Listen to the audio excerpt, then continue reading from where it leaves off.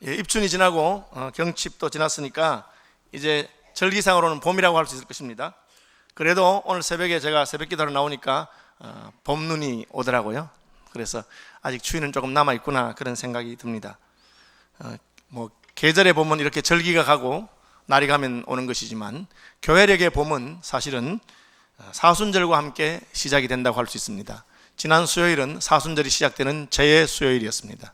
사순절은 부활절 전에 40일 기간 동안을 일컫는 말인데, 예수님께서 십자가에 달려 죽으시고 부활하심으로 말미암아 우리 영혼의 봄이 온 것을 기억하고, 또 이 부활절을 준비하면서 경건하고 절제하고 금욕적인 생활하던 교회사의 풍습에서부터 비롯된 것입니다. 처음에는 한 며칠간 금식도 하고 기도도 하고 그렇게 보내다가 점점 길어져서 이제는 예수님이 광야에서 40일 동안 우리를 위해서 시험을 당하시고 순환당하신 것을 기억하는 그 40일과 맞추어서 40일간 우리가 사순절로 지킵니다. 그런데 인생이라는 게 이렇게 기한을 정해놓고 우리가 좀 금식도 하고 기도도 하고 구제도 베풀고 사랑하면서 지내자 그렇게 해놓으면 잘할 것 같은데 사실은 그 반대로 되는 경우가 참 많습니다. 실제로는 이 사순절 기간 동안에 육식을 금하자, 그래서 우리가 절제하는 의미에서 육식을 금하자 그러니까 대신에 생선이 불티나듯이 팔려가는 겁니다. 그래서 사순절 기간에 생선을 많이 먹게 되었습니다. 지금 브라질 같은 데 보면 무슨 카니발이라고, 리우 카니발이라고 얼마 전에 끝났죠. 그 카니발을 왜 하는지 아십니까? 사순절이 시작되면 그때부터 우리가 절제하고 금욕 생활을 해야 되니까, 그러면 사순절 되기 전에 실컷 놀자, 그래서 거꾸로 그냥 더 쾌락을 추구하는 그런 축제를 만드는 것이 인생입니다. 이게 이슬람 사람도 마찬가지 같아요. 무슬림들은 라마단이라고 해서 1년에 한 달씩 해 뜰 때부터 해질 때까지 금식하면서 보냅니다. 우리가 생각할 때 한 달 내내 해 뜰 때부터 해질 때까지 금식하니까 참 사람들이 경건하게 사는구나 그런 생각이 들 수 있죠. 실제로는 그 반대가 됩니다. 어떻게 되냐면은 이 라마단 기간에는 해가 있을 동안에 음식을 못 먹으니까 밤새도록 먹습니다. 해가 지면 그때부터 먹기 시작해서 해 뜰 때까지 실컷 먹고, 그리고 해 뜨면 그때부터는 잠자러 갑니다. 인생이 평소에 팔리는 음식의 2배, 3배가 팔린다고 그렇게 합니다. 그리고 그때 배탈도 제일 많이 나고요. 그래서 아무리 제도를 만들고 의식을 만든다고 해도 마음이 따르지 않는 것은 옳지 않은 것이구나, 저는 그렇게 생각이 됩니다. 오늘 세례 받는 분들에게 제가 예수 믿는 것이 무엇인지를 문답하면서 설명했습니다.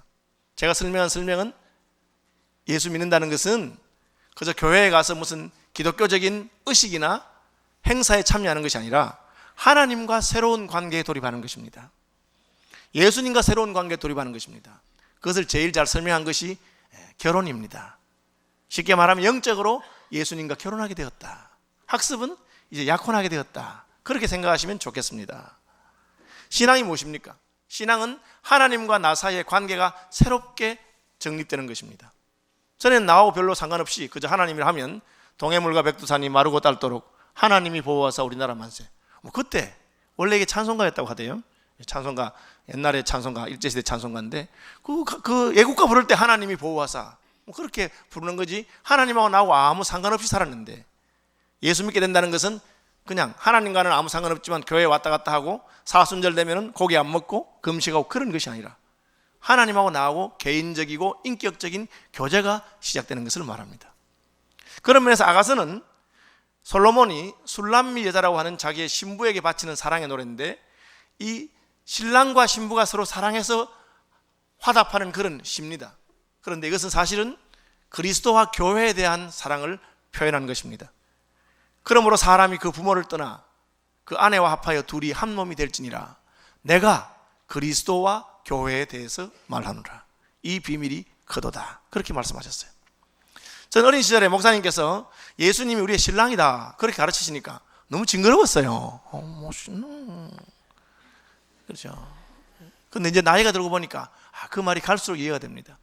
하나님과 사람의 관계를 우리가 어떻게 잘 설명할 수 있겠어요? 하나님께서는 사람과 사람 사이의 관계를 통해서 하나님과 우리의 관계를 설명하십니다. 이를테면 하나님은 너희 아버지다, 우리는 하나님의 자녀다. 또 더 깊이는 예수님은 너희의 신랑이다, 우리는 예수님의 신부다. 신랑과 신부가 사랑하는 것처럼 예수님과 우리가 서로 사랑하면서 산다. 이런 것을 가지고 가르쳐 주신 것입니다. 아가서는 특별히 남녀 간의 깊은 사랑을 통해서 하나님과 우리가 어떻게 사랑하는가를 보여주고자 한 것입니다. 지혜의 사람이었던 솔로몬이 지은 시입니다. 그럼에도 불구하고 이 내용이 상당히 좀 그 남녀 간의 사랑을 표현하니까 노골적이고, 그래서 유대인들은 미성년자들은 관람 불가, 애들은 읽지 말아라, 그렇게 해서 애들이 더 열심히 읽는 그런 책이 되게 됐습니다. 어쨌든 한번 살펴보겠습니다. 1절에 나는 사론에 수선하여 골짜기에 백합화로다. 이것은 여자가 한 말입니다. 왜냐하면 우리말 성경에는 분명히 안 나와 있지만 히브리어 성경에는 수선하여 백합화로다 하는 말이 여성 명사로 쓰여 있어요. 나는 사론에 수선하여 골짜기에 백합화입니다. 그렇게 되어 있습니다. 이 말은 사랑을 받은 여인 술람 여인이 솔로몬 왕 앞에서 자기의 정체성을 말하는 것입니다. 사론의 수선화와 골짜기의 백합화는 어떤 의미를 가지느냐? 이스라엘에서 굉장히 흔한 꽃입니다. 나는 사론 들판에 수선하여 골짜기의 백합화입니다. 화려한 꽃을 말하는 것이 아닙니다. 우리나라 말로 하자면 길가의 개나리와 산에 가득한 진달래와 같은 것입니다. 개나리가 피고 진달래가 피면 봄이 온 것을 아는 것처럼 나는 사론 들판에 수선하여 골짜기의 백합화입니다. 이게 꽃 이름이라는 게 이게 정확하게 번역하기 쉽지 않잖아요. 이를테면 샤론의 장미, 로즈 오브 샤론이라고 하는 꽃은, 우리나라 꽃은 무궁화를 말합니다. 무궁화를 샤론의 장미라고 그렇게 말하더라고요. 마찬가지로 이 수선화와 백합화가 무엇인지 분명하진 않아요. 그런 종류의 꽃인데, 어떤 분은 그 쑥갓꽃, 그럼 쑥갓, 우리나라는 쑥갓을 나물로 먹지만 쑥갓도 다 크고 나면 그 다음 꽃이 핍니다. 노란 꽃이 피는데 이스라엘 들판에 쑥갓꽃이 쫙 피는 그런 꽃과 같다, 그렇게 말합니다. 어쨌든 그 의미는 그렇게 귀한 꽃이라기보다는 흔한, 봄이 되면 물이 지어서 가득히 피는, 저는 30만 평 숲속에 수선화로 가득한 것을 본 적이 있습니다. 한 송이 한 송이도 아름답지만 그렇게 같이 피어 있으니까 굉장히 아름다운 꽃입니다. 그런데 이 여인이 자기를 그렇게 많이 피어 있는 꽃 중에 하나라고 말하고 있습니다. 여러분, 개나리꽃 보면 아시겠지만 꽃 한 송이가 그렇게 큽니까? 조그만합니다. 그러나 봄이 되면 개나리 줄기마다 꽃이 쫙 피니까 노란 개나리가 마치 춤추는 것처럼, 웃는 것처럼 아름답게 보여지는 것입니다. 나는 왜 장미라고 하거나 혹은 특별한 어떤 꽃이라고 하지 아니하고 나는 샤론의 수선화라고, 그렇게 많이 피어있는 꽃 중에 하나라고 했습니까? 이 여인은 자기가 특별한 존재가 아니어도, 그저 많은 사람 중에 하나만 있는 그런 존재와 같아도 사랑하는 님에게서부터 사랑을 받기 때문에 그것으로부터 만족감이 있는 것입니다. 나는 온 산을 붉게 물들이는 그 진달래 수많은 송이 중에 한 송이라 하더라도 나는 감사하면서 살 수 있는 그런 마음을 가지게 된 것입니다. 여러분, 예수 믿는다고 해서 그 다음 날로부터 우리가 더 똑똑해지거나 더 부유해지거나 더 지위가 높아지는 것은 아닐 수 있습니다. 그런데 예수님 만나고 그분의 사랑을 받게 되면 나는 골짜기에 백합화요 사론 들판에 수선화로 피어 있어도 만족한 것입니다. 내 모습 그대로 주님이 나를 받으시고 사랑해 주기 때문에 그렇습니다. 예수 믿고 나면 열등감이 사라집니다. 다른 사람과 비교의식이 사라집니다. 왜? 주님에게 내가 사랑을 받았기 때문에, 주님이 나와 함께 하시기 때문에. 이것이 바로 이 여인이 고백한 바입니다. 나는 사론 들판에 수선하여 골짜기에 백합화 같은 꽃입니다. 물이 지어 피는 수많은 꽃 가운데 한 송이에 불과합니다. 그러나 그래도 나는 행복합니다. 왜요? 내 사랑하는 님이 나를 보아주시기 때문에 그렇습니다. 다른 아무도 보아주지 않는 골짜기의 꽃으로 먼 산의 진달래와 개나리로 피어 있어도 나는 만족합니다. 예수로 말미암아 여러분의 마음속에 이러한 자유와 해방의 은총이 함께 하시기를 바랍니다. 내가 예수 믿고 나니까 내 모습 이대로가 다 좋은 것입니다. 전 일찍 부모님이 세상을 떠나셨습니다. 어머님 세상 떠나실 때 굉장히 제 마음에 슬픔과 외로움과 허전함이 있었습니다. 하나님, 이제 나는 어떻게 살아요? 내가 어떻게 동생들을 키울까요? 그때 주님께서 내게 찾아오셔서 이렇게 말했습니다. 오은아, 울지 마라. 내 아버지와 어머니는 너를 떠났지만 나는 너를 떠나지 아니한다. 너는 이제 고아가 되어서 세상 사람들이 너를 무시할지 모르지만 나는 너의 아버지가 되어주고 너와 함께 하겠다. 그렇게 말씀하셨어요. 그 순간 저는 모든 열등감에서, 인생의 근심에서부터 해방되었습니다. 비록 내가 이름 없는 들꽃처럼 산다고 하더라도, 수많은 꽃 중에 하나라 하더라도 주님에게는 천하보다 귀하고 주님은 나를 아끼시는 그분의 사랑을 받는 한 송이 꽃이 된 것입니다. 내가 굳이 우리 교회에서 튀어볼 필요가 없습니다.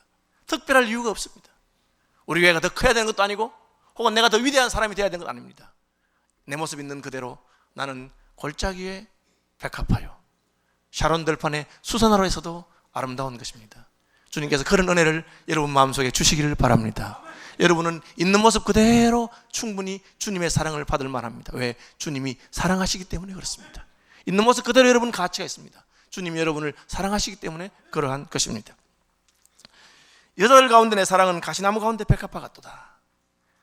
신부의 그 말을 듣고 신랑이 응답하는 것입니다. 당신이 골짜기의 수많은 꽃 중에 한 꽃이라고 생각하십니까? 제게는 그렇지 않습니다. 당신은 가시나무 가운데 백합화와 같습니다. 그렇게 말하고 있습니다.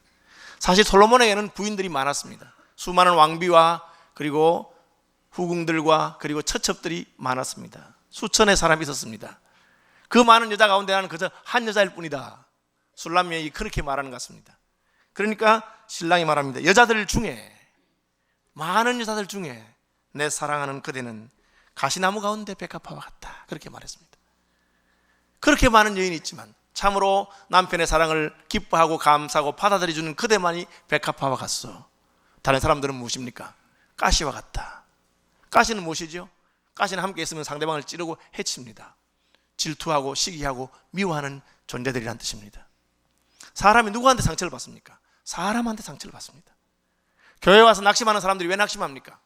교인들 때문에 낙심합니다.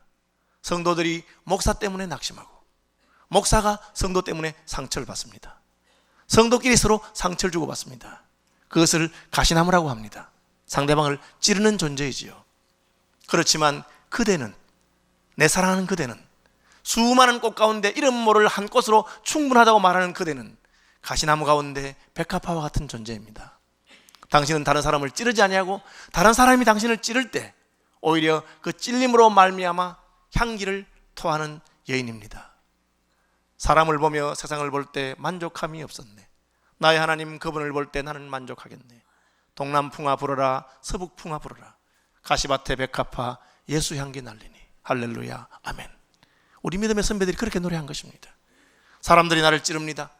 그것이 내게 가시가 됩니다. 그럼에도 불구하고 나는 그 가시 상처기에서 생명을 품어내고 향기를 품어내는 백합화가 됩니다. 오른뺨을 때리는 자에게 왼뺨을 돌려대는 예수님의 제자의 걸음을 가는 것입니다.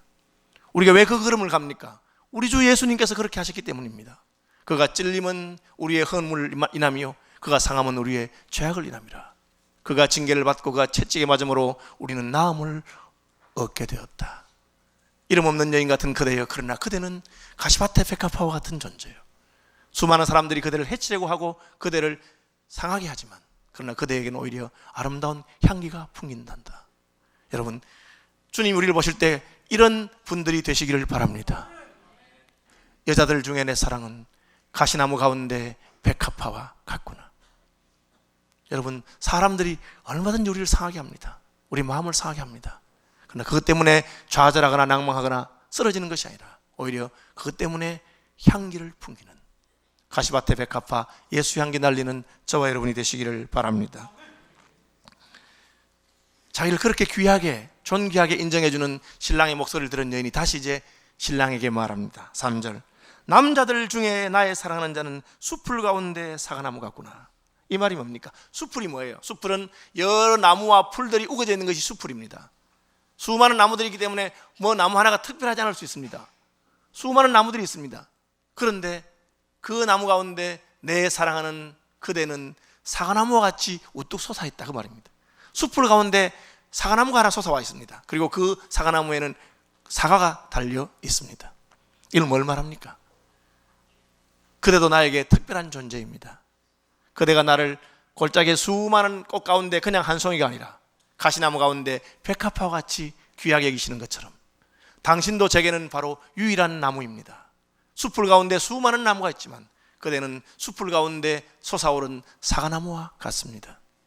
세상에 신이라고 이름하는 수많은 존재들이 있을지 모르지만 내게는 오직 예수님만이 나의 구주시며 하나님만이 나의 하나님이십니다. 이 고백을 하는 것입니다. 이제 내가 결혼하고 나서 나를 따르던 수많은 남자가 있었는지 모르지만 나는 그 모든 남자들과의 관계를 끊고 이제는 그대만을 나의 사랑으로 선택했습니다.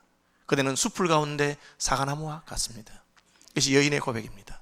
오늘 세례 받으시는 분들은 특별히 오늘로부터 시작해서 예수 그리스도가 그대의 영혼의 신랑이 되시기를 바랍니다. 그리고 우리도 마찬가지입니다. 우리에게는 오직 한 분 하나님이 계실 분인 것입니다.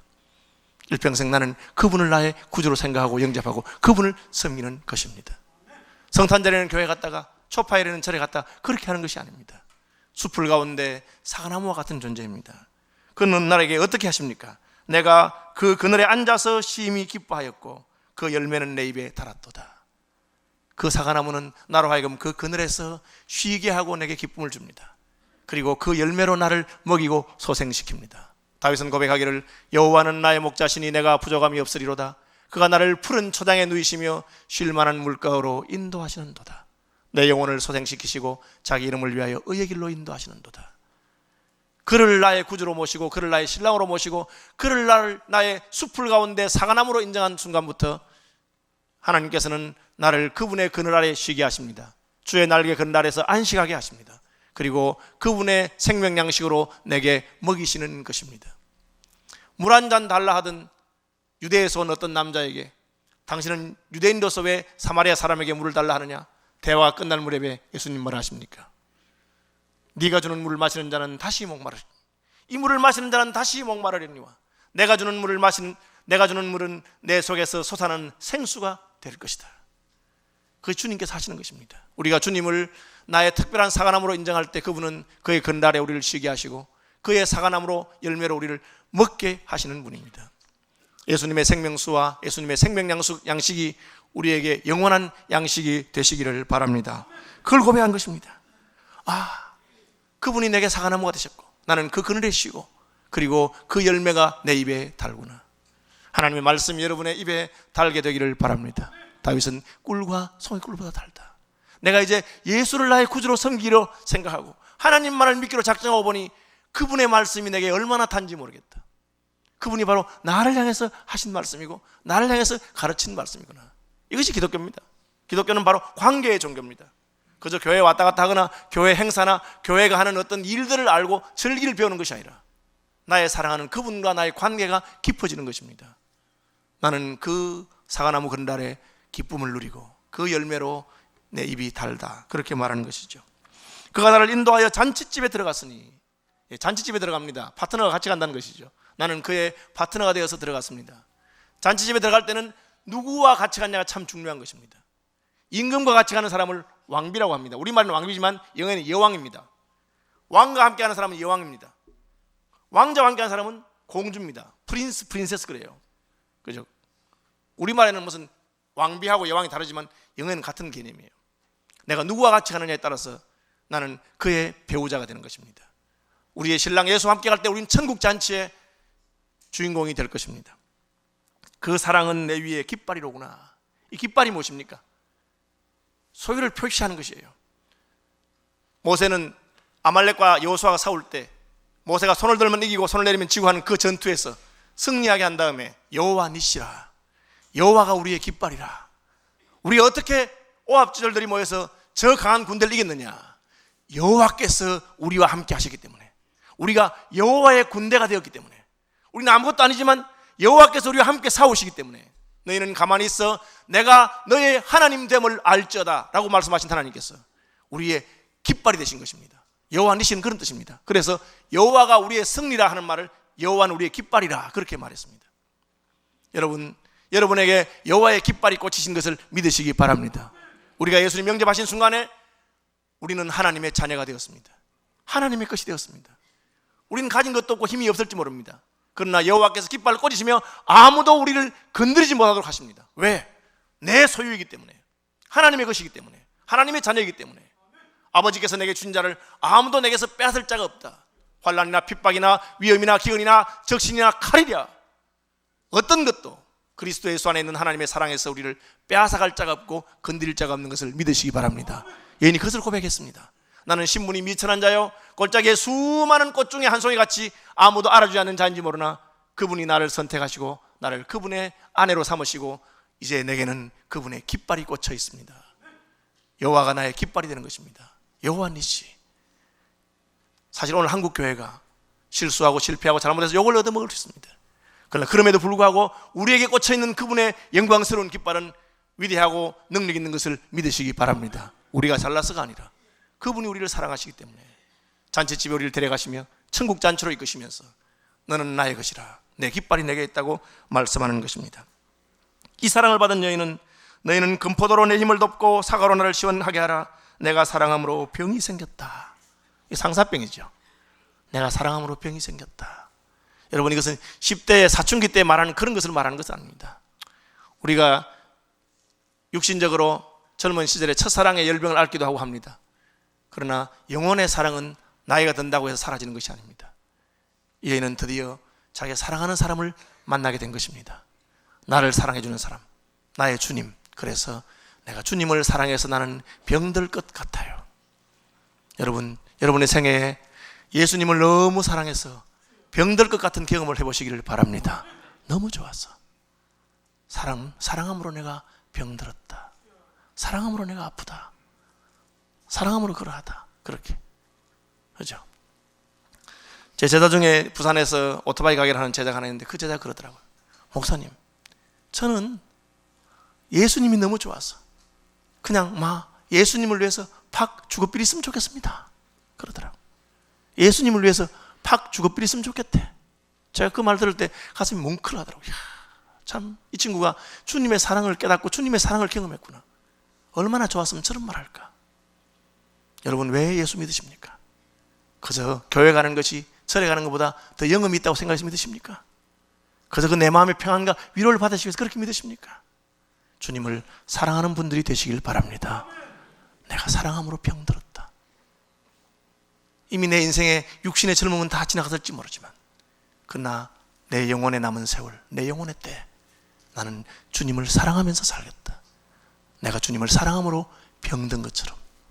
그러면 여러분 영혼은 영원한 젊음을 유지할 것입니다. 사랑은 영원하기 때문에 사랑은 우리로 하여금 젊게 만드는 것입니다. 내가 사랑함으로 병들고 사랑함으로 힘이 없다고 말하니까 6절, 그가 왼팔로 내 머리를 고이고 오른팔로 나를 안는구나. 내 사랑하는 사람이 나를 안아준다는 것이죠. 그렇죠. 내 사랑, 나를 사랑해서 이렇게 힘들고 나를 사랑하기 때문에 이렇게 노력하고 나를 사랑하기 때문에 이렇게 아프구나. 내가 너를 위로해 주겠다. 여러분, 주님을 사랑하는 자에게 주는 가장 큰 위로가 무엇입니까? 주님이 우리를 안아주시는 것입니다. 주 날개 건날에 쉬게 하는 것입니다. 이 위로를 누리시기를 바랍니다. 저는요, 제가 아프면 우리 집 사람에게 늘 하는 말이 있어요. 아프면 우리 사람이 딱 그 소리 들으면 내가 아픈 줄 알아. 제가 뭐라 하는지 아세요? 아프다고 하지 않습니다. 아프면 딱 하는 말 한 가지입니다. 여보, 나는 당신이 너무 좋아. 그럽니다. 나는 세상에서 당신이 제일 좋아. 그 말합니다. 그러면 우리 집 사람이 딱 압니다. 아, 영감이 이게 아프구나. 그럼 얼마나 잘해주는지 몰라. 네, 여러분, 기왕이 아플 것 같으면 주님을 사랑함으로 병드시기 바랍니다. 아플 때, 진짜 아플 때 그렇게 말하십시오. 주님, 나는 주님이 좋아요. 주님을 사랑해요. 내게는 주님밖에 없어요. 내가 아픕니다. 어떻게 합니까? 그 왼팔로 나를 팔베개 주시고 오른팔로 나를 안아주십니다. 그리고 이렇게 말합니다. 예루살렘 여자들아, 내가 노루와 들사슴을 두고 너에게 부탁한다. 내 사랑이 원하기 전에는 흔들지 말고 깨우지 말지니라. 그 어미가 갓난아기를 잠재운 다음에 쉿, 애기가 깹니다. 조용해 주세요. 내 사랑이 잠들었다. 주님의 품에서 안식하게 하고 쉬게 하시는 분이신 것을 믿으시기 바랍니다. 예루살렘 여자들아, 노루와 들사슴으로 부탁한다. 노루와 사슴, 겁이 많은 짐승이에요. 약간만 사람이 과음을 지르거나 움직이면 도망가 버립니다. 조용해 주세요. 그렇게 말합니다. 그런데 그 목소리를 듣고 깹니다. 8절, 내 사랑하는 자의 목소리구나. 아, 이게 웬 목소리야? 사랑하는 자가 조용해라, 깰 것 같다 하니까 그 목소리를 듣고 깼어요. 그리고 보니까 사랑하는 사람이 아픈 나를 안고 사랑하는 사람이 나를 지켜보고 있습니다. 내 사랑하는 자의 목소리구나. 보라, 그가 산에서 달리고 작은 산을 빨리 넘어오는구나. 내 사랑하는 자는 노루와도 같고 어린 사슴과도 같아서 우리 벽 뒤 서서 창으로 들여다보며 창살 틈으로 엿보는구나. 내가 아프다는 소식을 듣고 노루와 사슴같이 달려와서 산을 넘어서 언덕을 넘어서 내게 와서 그 사슴의 눈초리로 나를 지켜보고 있다는 것이죠. 여러분, 우리 눈에 보이지 않아도 우리를 지켜보고 계시고 나의 등 뒤에서 나를 잡아주시는 분을 믿으시기를 바랍니다. 그분을 사랑하기 때문에. 여러분이 고백하면 됩니다. 나는 당신을 사랑하고 사랑함으로 내가 병들었습니다. 사랑합니다. 그러면 나의 모든 근심과 염려와 문제를 자기의 것으로 지시는 분이 바로 예수 그리스도이십니다. 수고하고 무거운 짐진 자들아 다 내게로 오라. 내가 너희를 쉬게 하겠다고 말씀하시는 것입니다.